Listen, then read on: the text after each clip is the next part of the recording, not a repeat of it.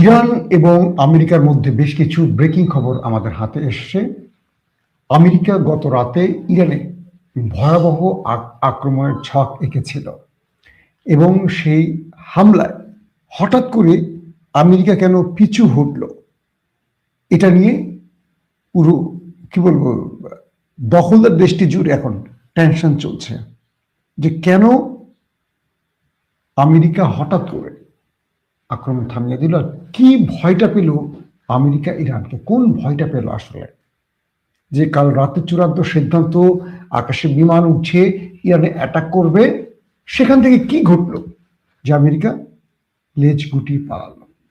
চলেন সেই খবরগুলো দেবো, আরো বেশ কিছু খবর আছে, একটা একটা করে দেওয়ার চেষ্টা করছি।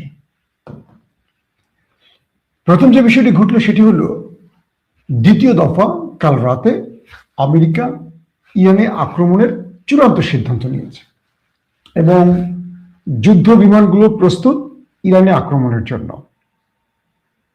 এবং দখলদার দেশটির জেনে গেছে যে ইরানে এই আক্রমণ করতে যাচ্ছে আমেরিকা, তাই ইরানে আক্রমণ হলে ইরানের প্রক্সি বাহিনী যাতে কোনো প্রকার নতুন টেনশন সৃষ্টি করতে না পারে, তাই ঠিক সেই সময়টিতে দখলদার দেশটি মানে ইসরায়েল হিজবুল্লাহর উপর ব্যাপক অ্যাটাক চালিয়েছে কালকে। এবং তাদের যে মিসাইল কমান্ড আছে, ইসরায়েলের যে মিসাইল কমান্ড, পুরো কমান্ডকে মোটামুটি ধ্বংস করে ফেলেছে দখলদার দেশটি। মানে ইরানে আক্রমণের ফলে তার প্রক্সি বাহিনী ইয়েমেন বা হিজবুল্লাহ বা ইসলামিক রেজিস্ট্যান্স তারা যে মুভ করবে এটা তারা জানে। তো তারা কি করলো, সঙ্গে সঙ্গে আগেই, যেহেতু আমেরিকা আক্রমণ করতে যাচ্ছে একটু পরেই, অগ্রিম তথ্যের আলোকে দখলদাররা হিজবুল্লাহর মিসাইল কমান্ডের উপর অ্যাটাক চালে বহু কমান্ডিং পজিশনকে শেষ করে ফেলেছে, ধ্বংস করে ফেলেছে। কিন্তু কিছুক্ষণ পরে জানা গেল যে আমেরিকা ইরানে আক্রমণ না করে সিদ্ধান্ত থেকে সরে এসছে। কারণটা কি? এই পর্যন্ত আমি যতগুলো তথ্য ঘেটেছি, কেউ কারোটি উল্লেখ না করলেও রহস্যজনক কিছু বিষয়, আলামত, মানে যেগুলো আমরা বলি, যারা বিভিন্ন বিশ্লেষণে উঠে এসছি, আমি আমার জায়গা থেকে সেই জায়গাগুলোকে একটু তৈরি করার চেষ্টা করছি।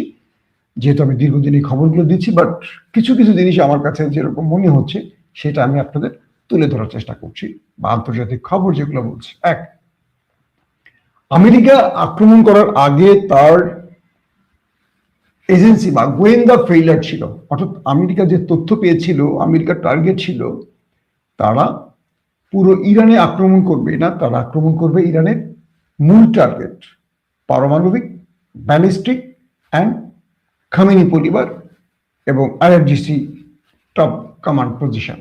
বুঝতে পারছেন বিষয়টা? অর্থাৎ আমেরিকা চাইছে একটা যুদ্ধ করে, মানে স্বল্প সময়ের মধ্যে তাদের প্রাপ্তি তুলে নিতে।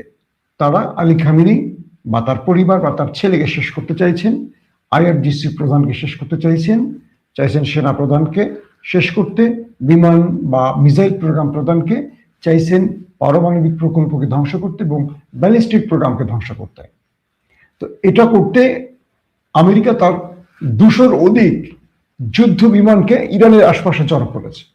চারদিকে যুদ্ধ বিমান এবং এয়ারক্রাফট ক্যারিয়ার নিয়ে বসে আছে। প্রচুর সংখ্যক সেনা ইরানের চারদিকে জড়ো করেছে। ইরান পাল্টা প্রতিরোধ হিসেবে তাদের সেনাকে ইরাকে সর্বোচ্চ পাহারায় রেখেছে। অর্থাৎ ইরানের সেনারা এই মুহূর্তে ইরাক সীমান্তে বর্ডারে চলে গেছে, সেখানে তারা হাজির আছে। যে কোনোভাবে এখান থেকে আমেরিকা আক্রমণ করতে পারে সম্ভাব্য জায়গাটি তারা ধারণা করে এখানে তারা শক্ত ভূমিকা পালন করছে কে? ইরান। মজার বিষয়টি হলো, তো আমেরিকা যখন চূড়ান্ত সিদ্ধান্ত নিয়ে আক্রমণে যাচ্ছে, পেন্টাগন জেনে গেছে, তেল আবিব জেনে গেছে, সেইভাবে সব রেডি, হঠাৎ করে আমেরিকা সিদ্ধান্ত পরিবর্তন করে ফেললো, তারা আর আক্রমণ করলো না। এরপরে যে অ্যাজাম্পশন গুলো আসছে, এক, যে আমেরিকা যে ডাটা পেয়েছিল সেই ডাটাটি পরক্ষণে হয়তো আমেরিকা ইরান জেনে গেছে, যে কারণে আমেরিকার আক্রমণের কিছু আগে ইরান তার লক্ষ্যকে পরিবর্তন করে ফেলেছে, নাম্বার ওয়ান। নাম্বার টু, ইরানের কাছে তুর্কিশ এজেন্সি এমআইটির কিছু স্পেশাল তথ্য এসে বলা হচ্ছে যে আক্রমণের কিছু আগেই তুরস্কের গোয়েন্দা সংস্থা ইরানকে কিছু গোপন তথ্য পাঠিয়েছে, যার আলোকে ইরান এমন কোনো ব্যবস্থা গ্রহণ করেছে যেটা আমেরিকা ওই সময়টিতে চায়নি। অর্থাৎ আমেরিকা বুঝতে পারছিল না যে এই সময়টিতে ইরান এই খেলাটি খেলবে। ধরেন আপনি রাজাকে চেক দেবেন, তো চেক দেওয়ার আগে আপনি 3টা চাল চিন্তা করে রাখছেন যে আমি আগে বড়িটাকে এখানে দেব, তারপর এখান থেকে আমি আমার কিস্তিটাকে বসায় মন্ত্রীটাকে এনে কোনো দাঁড় করে দিব যাতে রাজাটা চেক হয়। তো এই চালটা হয়তো তুর্কি এজেন্সি এমআইটি তারা জেনে গেছে। এরা ইরানকে অগ্রিম সতর্ক করা, ইরান তার রাজাটাকে সরিয়ে এনে তার চালটা পরিবর্তন করে দিয়েছে, যেটা আমেরিকার ওই সময় এসে তার সিদ্ধান্ত পরিবর্তনের জন্য তাকে বাধ্য হতে হয়েছে। একটা 2 নম্বর পয়েন্ট হলো এটার বিষয়ে ডিটেল তথ্য এখন আমরা পাইনি, কিছু এজেন্সি খবরগুলো দিচ্ছে। 3 নম্বর, ইরানের কাছে চীনের রিয়েল টাইম ইন্টেলিজেন্স হাজির হয়েছে। অর্থাৎ চীন তার রিয়েল টাইম ইন্টেলিজেন্স ইরানকে শেয়ার করেছে এবং এর মাধ্যমে ইরান আমেরিকার অবস্থান টার্গেট জেনে গেছে থেকে ইরানে আক্রমণ করবে আমেরিকা, এবং ইরান পাল্টা সেই আক্রমণের স্থলে তাদের নিজস্ব প্রতিঘাত বা পাল্টা আক্রমণ সাজিয়েছে।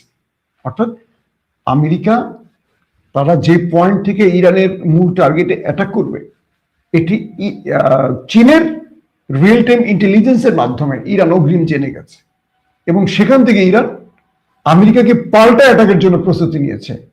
যে কারণে আমেরিকা বুঝতে পারছে যে এই সময়টা যদি তারা আক্রমণ করতে যায়, ইরান তার প্রতিঘাতে আমেরিকার বেশি ক্ষতি হবে, তাই তারা সেই সিদ্ধান্ত পাল্টিয়েছে। 4 নাম্বার, ইরানের মূল টার্গেট বা যে বিষয়গুলোতে আমেরিকা যুদ্ধ বিমানে অ্যাটাক করবে এবং তারা B2 বোম্বার্স বলি বা তারা যে বোমাগুলো রেডি করেছে ইরানের বিরুদ্ধে ব্যবহারের জন্য, সেখানে ইরানের কোনো গোয়েন্দা তথ্য, এরকম তথ্যের আলোকে পাল্টা ইরান আমেরিকার কোনো নেক্সট বড় কোনো প্রজেক্টকে টার্গেট করে ফেলেছিল, যে আক্রান্ত হলে ইরান এই কাজটি করে ফেলবে। অর্থাৎ শত্রু যখন বুঝতে পারে এখনই আমি আক্রান্ত হচ্ছি এবং শত্রু তখন সঙ্গে সঙ্গে ব্যবস্থা নিতে পারে, এটা মূল প্রথম যে আক্রমণ করে তাকে হকচকিয়ে দেয়। এক কথা, সে ওইখান থেকে তার লক্ষ্য পরিবর্তন, মানে কি বলবো, ব্যর্থ হয় তার লক্ষ্য। যেমন ধরেন আমেরিকা যখন ইরানে, মানে ইসরায়েল যখন আমেরিকায় আক্রমণটা করলো কয়েকদিন আগে, ইসরায়েল যখন ইরানে কয়েকদিন আগে আক্রমণটা করলো 12 দিনের যুদ্ধে, আপনাদের মনে আছে, প্রথম ধাক্কায় প্রথম কয়েক ঘন্টার মধ্যে ইরানের 20 জন হাই অফিসিয়ালকে মেরে ফেললো কে? দখলদার দেশটি। এবং টার্গেট ছিল কি দখলদারদের, আমেরিকার, যে ইরানের এই 20 জন গুরুত্বপূর্ণ ব্যক্তি মরে গেলে পুরো সিস্টেম টপস করবে, তারা পুরো সিস্টেম ভেঙে পড়বে এবং তারা সেখানে রেজিম চেঞ্জ ঘটিয়ে পুরো ইরানের কন্ট্রোল নেবে। কিন্তু ইরান কয়েক ঘন্টার মধ্যে তার টপ কমান্ড পজিশন ভেঙে পড়লেও, সব মারা গেলেও, কয়েক ঘন্টার মধ্যে পুরোটাই ইরান তার রিব্যাক করছে। ইরান তার পুরো জায়গায় আবার ফিরে এসছে। সেনাপ্রধান মরে গেছে, সেকেন্ড ম্যান দাঁড়িয়ে গেছে, থার্ড ম্যান দাঁড়িয়ে গেছে, ফোর্থ ম্যান দাঁড়িয়ে গেছে, ধাম ধাম ধাম ধাম করে। IRGC প্রধানের কিছু হয়েছে, সেকেন্ড থার্ড ফোর্থ লেয়ার দাঁড়িয়ে গেছে। বিমান বাহিনীর কিছু হয়েছে, সেকেন্ড ফোর্থ থার্ড লেয়ার দাঁড়িয়ে গেছে। পরমাণু বিজ্ঞানী মারা গেছে, বিকল্প সেখানে দাঁড়িয়ে গেছে অন্য পজিশন থেকে। অর্থাৎ দখলদাররা ইরানে আক্রমণের পরপরই ইরান খুব দ্রুত সময়ের মধ্যে তারা আবার নিজেকে কন্ট্রোল করে, নিজে মানে সেভ করে তারা পাল্টা আঘাতে চলে গেছে এবং পাল্টা আঘাত এত ভয়াবহ ইরান করছে যে দখলদাররা বুঝে উঠতে পারেনি আসলে কি হবে। মোটামুটি নাস্তানুবোধ করে ছেড়ে দিয়েছে তেল আবিবকে ইরান। তো এখন যে বিষয়টি ঘটছে যে ইরান তার গোয়েন্দা তথ্যের আলোকে যে দেখ, সেটা চীন দেখ বা তুরস্ক দেখ, আমেরিকার কোনো পজিশন বুঝে গেছে যেটা আমেরিকা চায়নি। নাম্বার 2, আমেরিকার কাছে এমন কোনো তথ্য আছে যে ইরানে আক্রমণ করলে তাদের ক্ষতি আরো বেশি হবে, এবং সবকিছু মিলে ইরান এবং আমেরিকার মধ্যে ইন্টেলিজেন্স যে শেয়ারিং আছে সেখানে বড় রকম কোনো ঘাপলা ঘটে গেছে। সবকিছু মিলে শেষ পর্যন্ত ইরান থেকে আক্রমণে মানে সিদ্ধান্ত থেকে ফিরে এসে মিস্টার ডোনাল্ড ট্রাম্প। আর এই খবরটি কে বলছে? দখলদার গণমাধ্যম। তারা বলছে যে মিস্টার ট্রাম্প ইসরায়েলের দাবিকে আবারও অবমূল্যায়ন করেছেন। মানে কি সুন্দর দাবি! ইসরায়েলের দাবিতে ট্রাম্প যুদ্ধ করতে যাচ্ছে। আমেরিকার কংগ্রেস, সেনেট, আমেরিকার গুরুত্বপূর্ণ ডিপ স্টেট, আমেরিকার এনিথিং রং? শব্দ হলো কিসের? উপরে শব্দ কিসের? ওকে। এখন আমেরিকার যে বিষয়গুলো তৈরি হয়েছে, যে আমেরিকার মূল থিঙ্ক ট্যাঙ্ক, সেনাবাহিনী, গোয়েন্দা বাহিনী, কংগ্রেস, সেনেট, তারা বলছে আমেরিকাকে তুমি এই যুদ্ধটা করো না। এখানে তোমার লাভের পার্সেন্টেজ 10 থেকে 12%, বাকিরা তোমার লসের দিকে যেতে পারে। এই মুহূর্তে তুমি ইরানের সাথে লড়াই করলে তুমি আমেরিকাকে ধ্বংস করবে, তুমি পুরো পৃথিবীতে একটা অস্থিরতা তৈরি করতে পারবে, কিন্তু তুমি লাভ পাবে না। কিন্তু ইহুদি যে লবিটা আমেরিকায় আছে, তারা ডোনাল্ড ট্রাম্পকে যে কোনোভাবে যুদ্ধে নামানোর জন্য চেষ্টা করে যাচ্ছে। ব্যাপক লড়াই বা চাপ ডোনাল্ড ট্রাম্পের উপর। ধন্যবাদ মিরসরাই থেকে দেখছেন, চট্টগ্রাম মিরসরাই। আবার চট্টগ্রাম, আহা চট্টগ্রাম, এত সুন্দর চট্টগ্রাম। আমি গত কয়েক মাসে মানে কয়েক দফা গেছি, বুঝছেন। আমি চট্টগ্রামের কথা বললে এত পাহাড়, লেক, মানে কি এক অদ্ভুত সাগর। আল্লাহ এত সুন্দর করে বানাইছে। বাংলাদেশের সবচেয়ে বেশি সুন্দর জায়গা বোধহয় চট্টগ্রাম। চট্টগ্রামের মানুষগুলো বেশ সুন্দর। তো এখন যেটা হয়েছে, এই মুহূর্তে যে বিষয়টি ঘটছে, যে আমেরিকা যখন আক্রমণ না করে তার সিদ্ধান্ত পরিবর্তন করছে, তখন ইসরায়েল খেপে গেছে। খেপে গিয়ে আমেরিকাকে এখন দোষারোপ শুরু করছে যে তুমি তোমার সিদ্ধান্ত থেকে সরে আসছো কেন। একটা জিনিস মনে রাখতে হবে, ইরানের বন্ধু খুব কম আছে, আমেরিকা তো পুরো পৃথিবীর বন্ধু। বুঝতে পারছেন না? ইরান হলো বাংলাদেশের জামাত ইসলাম, আর বিএনপি বা আওয়ামী লীগ হলো আমেরিকার মতো, সবাই তাদের বন্ধু। আমি এক ব্যক্তিকে মানে একবার প্রশ্ন করছিলাম যে ভাই আপনারা তো একটু ইসলামী শক্তির ক্ষমতা আনেন না কেন? বলছে ভাই বাংলাদেশের যত পুলিশ আছে, আমলা আছে, বাংলাদেশের সরকারে যত লোক আছে, এরা জামাতকে আনতে চায় না। কেন? কেন ভাই? ভাই জামাত ক্ষমতা আসলে কি চাঁদাবাজি করতে দিবে, ঘুষ দুর্নীতি করতে দিবে? এই সরকারি আমলারা চলে কিসের উপর ভাই? সব সিস্টেম বা সব ডিপ স্টেট বা সব প্রশাসন চায় এমন কেউ সরকারে আসুক যার মাধ্যমে আমি আঙুল ফুলে কলা গাছ হব, আমি পকেট ভরে ঘুষ লুটপাটে টাকা নিয়ে বাসা জমা করতে পারবো। তো যারা রাষ্ট্রের কারাপশন বন্ধ করে দিবে, তাদেরকে রাষ্ট্রের এই ব্যক্তিরা চাইবে ক্ষমতায় আসুক। তো ইরানের অবস্থাটা হচ্ছে এরকম। মানে এটা একটা জামাতের উদাহরণ দিলাম, ওর জামাতের পক্ষে চলে গেছে না কথাটা ভাই। যাক, সত্যটা সত্য বললাম রোজার মুখে আর কি, মিস্টেক হয়ে গেল, মাফ করে দিয়ে নাকি।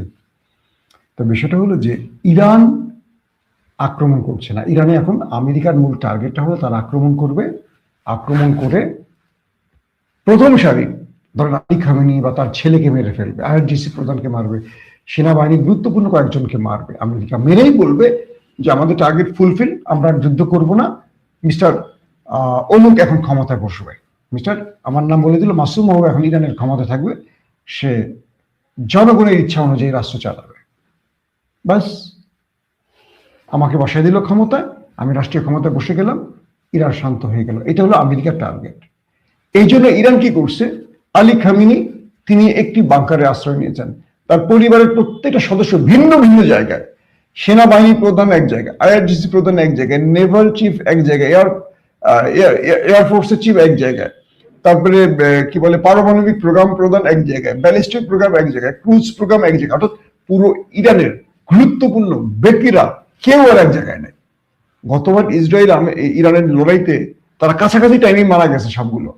এবার ইরান কি করছে, প্রত্যেককে দ্রুত সরিয়ে ফেলেছে কি ভিন্ন ভিন্ন জায়গায় রাখছে ইরান তাদেরকে, যাতে করে আক্রমণ করলে একজন ব্যক্তি মারা গেল পুরো ইরানের বড় ক্ষতি না হয়। পুরো ইরান জুড়ে তাদেরকে সরিয়ে রেখেছে এবং প্রত্যেকের জন্য আলাদা আলাদা ঠিকানা তৈরি করছে। এবং অপারেশন টিম ইরান আবার আলাদাভাবে রেডি করছে যে ইরান আক্রান্ত হলে তারা কোন পজিশনে, যেমন ইরাক থেকে আক্রমণের আতঙ্কটা বেশি, তাই ইরাক সীমান্তে ইরান তার প্রচুর সেনা মোতায়েন করেছে। এবং প্রতি মুহূর্তে ইরান, চীন থেকে আর তুরস্ক থেকে রিয়েল টাইম ইন্টেলিজেন্স তাদের শেয়ারিং হচ্ছে, আপডেট তথ্য পেয়ে যাচ্ছে।